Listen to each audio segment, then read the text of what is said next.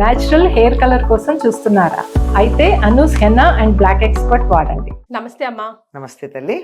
అమ్మ, మనకి దేవుళ్ళల్లో కృష్ణుడు అంటేనే ముద్దు కృష్ణుడు, చిన్ని కృష్ణుడు, యశోద కృష్ణుడు అని అసలు పిల్లాడు అనగానే, లేదా ఎవరైనా ఇంట్లో ప్రెగ్నెన్సీ కన్ఫర్మ్ అయింది అనగానే ముందు కృష్ణుడు బుజ్జి బుజ్జి బొమ్మలు తెచ్చుకొని పెట్టుకుంటామే. అలా దేవుళ్ళలో శివయ్యను కూడా చిన్ని కృష్ణుడిలాగా, చిన్ని శివయ్య లాగా ఆరాధించి, ప్రేమించి, ఇష్టపడే వాళ్ళు ఎవరైనా ఉన్నారా శివ భక్తుల్లో? ఉన్నారమ్మా. ఎవరు? బెజ్జమహాదేవి అని ఒక ఆవిడ ఉన్నారు. ఈవిడ బెజ్జమహాదేవి ఒంటరిగానే ఉండేది. మరి ఆవిడ వయస్సు ఏమిటో, ఎంత ఇదో, శివుడు అంటే మాత్రం చాలా భక్తి. శివుణ్ణి చూస్తే ఆవిడికి తల్లి లేదనుకుంటాను. తల్లి కనుకున్నట్టయితే విషం తిన్నిచ్చేదా? ఏ తల్లి అన్నా బిడ్డని విషం తిన్నిస్తుందా? తిననీయదు. మరి పాములు అలంకారంగా పెట్టుకుంటే ఊరుకుంటుందా? ఊరుకోదు. ఆ బూడిద పూసుకున్నాడు, శ్మశానంలో ఉంటున్నాడు, ఏ తల్లన్నా సహిస్తుందా? సహించదు. తర్వాత జుట్టేమో జడలు కట్టేసింది. జడలు కట్టేస్తే ఏ తల్లైనా బిడ్డ తలకి సంస్కారం లేకపోతే ఊరుకుంటుందా? ఏ తల్లి ఏం చేస్తుంది? ముందు నూనె రాస్తుంది, తలంటి పోస్తుంది, ఆ చిక్కు తీస్తుంది, చక్కగా అలంకారం చేస్తుంది, ముడేస్తుంది, జడేస్తుంది, ఏదో చేస్తుంది. ఇదేమీ లేకపోవడం వల్ల పాపం ఏమిటో అలా ఉండిపోయాడు శివుడు అని ఆవిడికి బాధ. శివుణ్ణి చూస్తే పాపం తల్లి లేని బిడ్డ అనేటటువంటి జాలి కలిగింది. మరి అయితే ఏం చెయ్యాలి? ఇప్పుడు భక్తి అంటే వేరే ఏం కాదమ్మా. భక్తి అంటే పిచ్చి ప్రేమ, అన్కండిషనల్ లవ్. Unconditional love. అసలు పెద్దవాళ్ళ మీద ఉండే ప్రేమని భక్తి అంటాం, పిల్లల మీద ఉండే ప్రేమని వాత్సల్యం అంటాం. ఈ భక్తి విడిది వాత్సల్యంగా మారిపోయింది. ఎవ్వరూ లేకుండానే, తల్లి లేకుండా, ఏ రకమైనటువంటి పోషణ లేకుండానే ఇంత వాడయ్యాడు. ఒకవేళ తల్లి ఉండి బిడ్డని చక్కగా గనక పోషించినట్టయితే ఎంత పెద్దవాడవుతాడు? ఇంకా పెద్దవాడవుతాడు. అంటే శివుడు ఇంతవాడైతే కూడా, సర్వాంతర్యామిగా ఉంటే కూడా ఆవిడికి చాలా ఇంకా పెద్దవాడు కావాలన్నమాట. అది ప్రేమ అంటే అని అనుకుని, సరే నేనే తల్లిని అయిపోతాను అని అనుకుంది ఆవిడ. నేను తల్లిని అయిపోతాను అని అనుకుంటే ఆయన ఏం చేశాడు? ఈ భక్తికి మురిసిపోయి, పాప ఆయనకి తల్లి తెలియదు కదా, తల్లి ప్రేమ తెలియదు. వాళ్ళ తల్లి ప్రేమ ఎట్లా ఉంటుందో చూద్దాం అనుకుని పసిపిల్లాడైపోయాడు. ఈవిడ పసిపిల్లాడుగా శివుణ్ణి తెచ్చుకుంది. చక్కగా రోజు పిల్లలకి చేసే పనులన్నీ చేసేది. కాళ్ళ మీద పడుకోబెట్టుకునేది. కాళ్ళ మీద పడుకోబెట్టుకుని తలకి నూనె రాచి, ఒంటికి నూనె రాచి పిల్లాడు పొడుగ్గా రావాలని కాళ్ళు చేతులు సాగదీసి, వీపు చాలా పెద్దది కావాలని బోర్ల పడుకోబెట్టి వీపుని ఇలా చదుంచేసి, అంటే మంచి ఆకర్షణీయమైన, అందమైన, బలిష్టమైన, చక్కని రూపం రావాలి అంటే ఏమేం చేస్తారో తల్లులు పిల్లలకు అవన్నీ చేసేది. ఇలా చేసిన తర్వాత మళ్ళీ ఆయనకి ఏం చేసేదిట? విభూతి పెట్టాలిగా. తర్వాత రక్ష పెట్టేదిట. నీళ్లు తిప్పి రక్ష కావాలి. అందుకే శ్రీరామ రక్షను పెడతాం మనం. మరి శివభక్తులు శ్రీరామ రక్షను రక్ష అంటారు అంతే. అలా నీళ్లు తిప్పి చేసి కూర్చోబెట్టి నీళ్లు పోస్తూ, చెయ్యడ్డం పెట్టి నీళ్లు పోసేదిట. చిన్నపిల్లలకి అంతే కదండి. మొహంలోకి నీళ్లు వెళ్లకుండా దగ్గర ఇలా తలపెట్టి పయనించిన అట్లా తల పోసి, ముక్కుల్లోకి కళ్ళల్లోకి నీళ్ళు వెళ్ళేమో తుడిచి, ఇవన్నీ చేసి చక్కగా అలాగే మళ్ళీ ఎత్తుగా పెట్టి పిల్లవాడు పడిపోతే దెబ్బ తగులుతుందని చెప్పి అక్కడే అలా పక్కకి తిరిగి ఆ కాళ్ళ మీదే అలా పిల్లాడికి ఒళ్ళు తుడిచి మెత్తని బట్ట తెచ్చి చక్కగా ఒళ్ళు తుడిచి, ముక్కుల్లోని తిర్లు పెట్టి, కళ్ళల్లో పుసులు తీసి, చెవుల్లో తిరిపెట్టి అంతా చక్కగా చేసి ముఖాన పాలద్దాలిలో నుంచి పిడక తెచ్చి విభూతి పెట్టేది. మరి విభూతి పెట్టాలి కదా, ఎక్కడి నుంచి తెస్తుంది?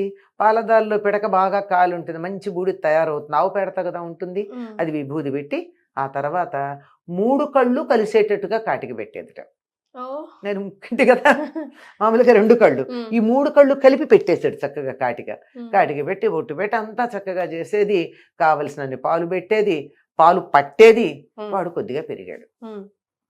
ఈవిడ పోషణలో పెరిగి గుమ్మాల్లో అటు అటు ఇటు తిరగడం మొదలు పెట్టాడు.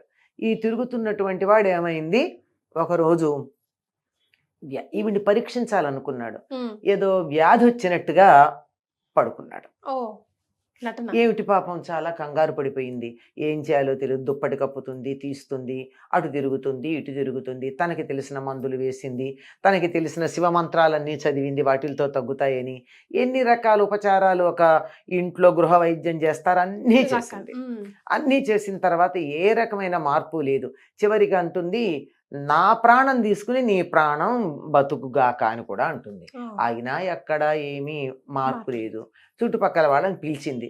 ఇది అంగిటి ముళ్ళు అనే వ్యాధి అన్నారు. అంటే ఒక రకమైనటువంటి అజీర్ణ వ్యాధి, అంగిటి ముళ్ళు అంటారట.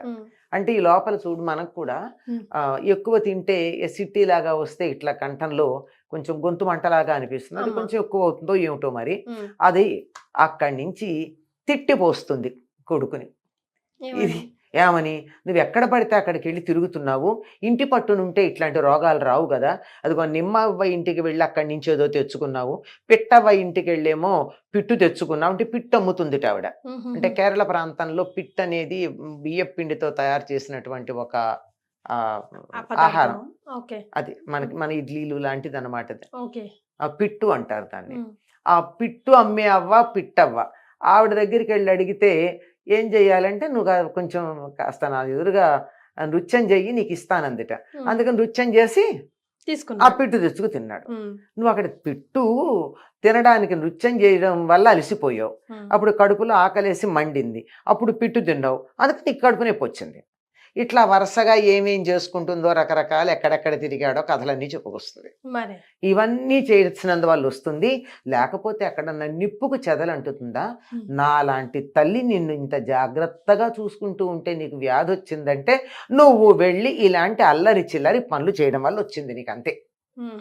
ఎందుకు చెప్పిన మాట వినొచ్చు కదా. ఏ రకంగా నువ్వు మాట వినకుండా అయిపోతున్నావు? నీకు ఇంట్లో ఏం తక్కువ చేశాను? పాలు తక్కువ చేశానా? నీ పెరుగు తక్కువ చేశానా? నీకు ఏమి లోటైంది? నీ కడుపు నిండా నేను ఎప్పుడన్నా పెట్టకపోతే కదా నువ్వు వెళ్ళాలి. ఇలా అన్ని మాటలని అనేదంటారు. ఇప్పుడు పిల్లల మీద మరీ ఆలస్యంగా ఇంటికి టైంకి రాలేదనుకోండి, ఇంటికి రాగానే తల్లి 2 తిట్లు తిట్టదు. ఎందుకు తిట్టింది? కోపంతో తిట్టిందా? ప్రేమతో తిడుతుంది. అట్లాగే ఇన్ని మాటలు అంది. అంటే వీటన్నింటిలోనూ శివుడు చేసినటువంటి ప్రతి పని మనకు కనపడుతుంది. ఏ భక్తుల్ని ఎక్కడ ఎలా అనుగ్రహించుకొచ్చాడు అని. ఇలా చేసిన తర్వాత కృష్ణుడు అయితే పెద్దవాడుగా చేసినవే వీడి పిల్లలకి అప్లై చేసుకుంది. ఇప్పుడు ఈయన అందరికీ వెళ్ళి చూసింది, చిన్నపిల్లాడుగా వెళ్ళి చేసింది కాదు, పెద్దవాడుగానే వీళ్ళందరినీ ఆయన అనుగ్రహించాడు శివుడు. ఆయన ఎన్ని రకాల పరీక్షలు చేస్తాడమ్మా, ఎన్ని కథలున్నాయో ఆయన భక్తుల్ని పరీక్ష చేసినటువంటి కథలు శివుడు. అలా వేషాలు మార్చుకుని పెడతాడు ఆయన, మామూలు వాడు కాదు. రకరకాల వేషాల్లో వెళ్ళి నిజంగా వీళ్ళది భక్తా కాదా అని పరీక్ష చేశాడు. అట్లా చేసినటువంటివన్నీ చెప్పుకొచ్చిందనమాట. అంటే శివగాథలన్నీ తెలిసి వీడికి, కానీ పిల్లాడిగా చూసుకుంటుంది శివుడిని. ఇంచివరికి ఏమనుకుంటుంది, లాభం లేదు, నేను ఏ రకంగా చేసినా ఎన్ని మందులు వేసినా తగ్గట్లేదు. మళ్ళీ అక్కడికి వెళ్ళి వాళ్ళని వీళ్ళని మందులు కూడా తెచ్చింది, ఎన్ని చేసినా తగ్గటం లేదు. సరే, ప్రాణానికి ప్రాణమే మందు, నా ప్రాణం ఇస్తా, తీసుకుని నువ్వు బతుకుని అని ఆవిడ ప్రాణం అర్పించడానికి సిద్ధపడింది.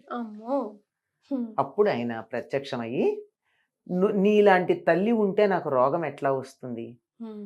అమ్మవ్వ అన్నాడు. అప్పుడు అమ్మ అవ్వ, ఆవిడికి బిరుదు.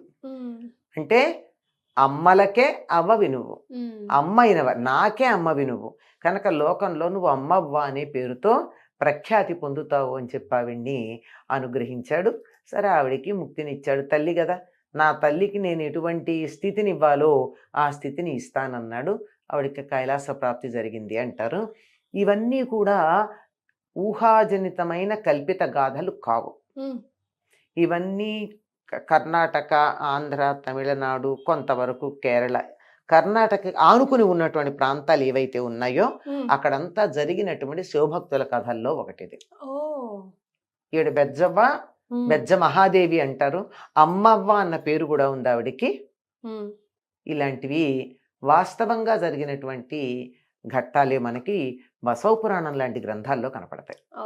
వాస్తవంగా జరిగింది, ఇందులో అసత్యమేం లేదు కనుక అట్లాంటిది బెజ్జ మహాదేవి కథమ్మ. శివుడు కానీ కోరుకున్నట్టయితే ఒంట్లో పసిపిల్లాళ్లాగా వచ్చి మనం చేసే సేవలన్నీ స్వీకరిస్తాడు అనడానికి బెజ్జ మహాదేవి కథ మనకి ఉదాహరణగా కనపడుతుంది. ఎస్. సో ఇలాంటి కథలు అనంతమ్మతో ఎంతమంది మీలో వినాలనుకుంటున్నారు కింద కమెంట్ రూపంలో తెలియజేయండి. థ్యాంక్ యూ సో మచ్ అమ్మా. నమస్కారం.